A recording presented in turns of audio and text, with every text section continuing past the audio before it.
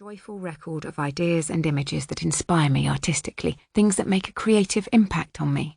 I'm only going to write positive, happy, normal thoughts. No crazy thoughts allowed.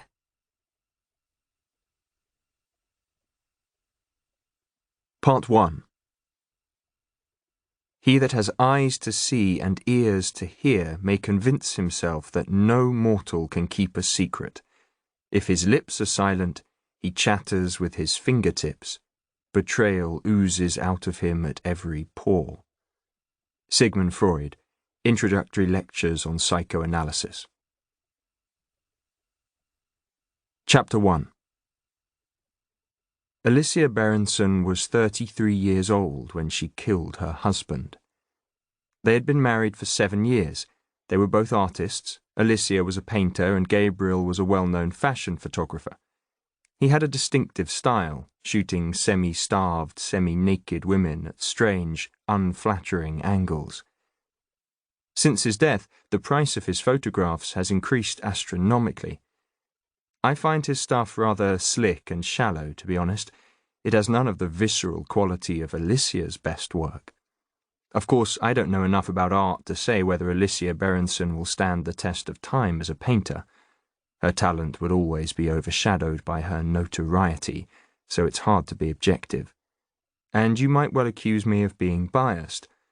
All I can offer is my opinion for what it's worth, and to me, Alicia was a kind of genius. Apart from her technical skill, her paintings have an uncanny ability to grab your attention, by the throat almost, and hold it in a vice-like grip.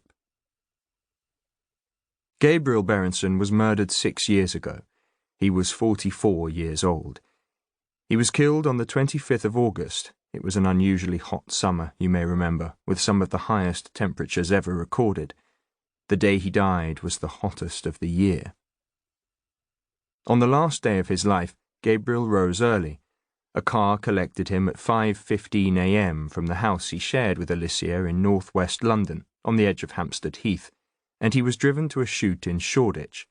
He spent the day photographing models on a rooftop for Vogue. Not much is known about Alicia's movements. She had an upcoming exhibition and was behind with her work. It's likely she spent the day painting in the summer house at the end of the garden, which she had recently converted into a studio.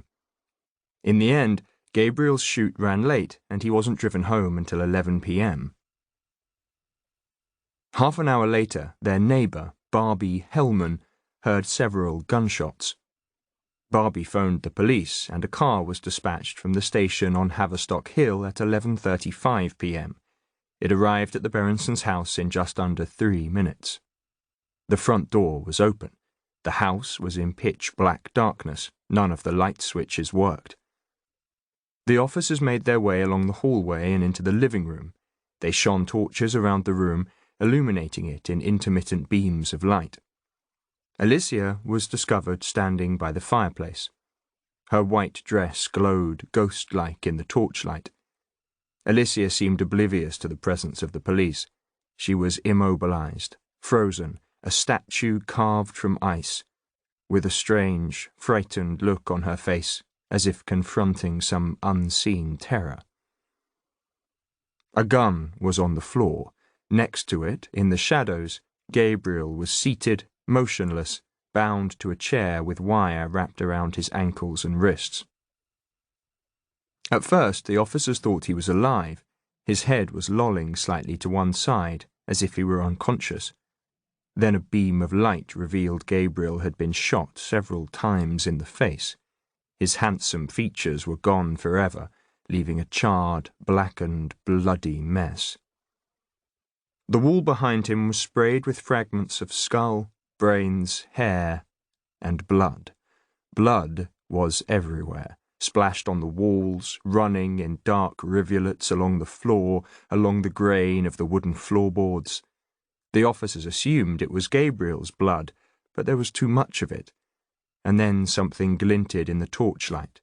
A knife was on the floor by Alicia's feet. Another beam of light revealed the blood spattered on Alicia's white dress. An officer grabbed her arms and held them up to the light. There were deep cuts across the vein.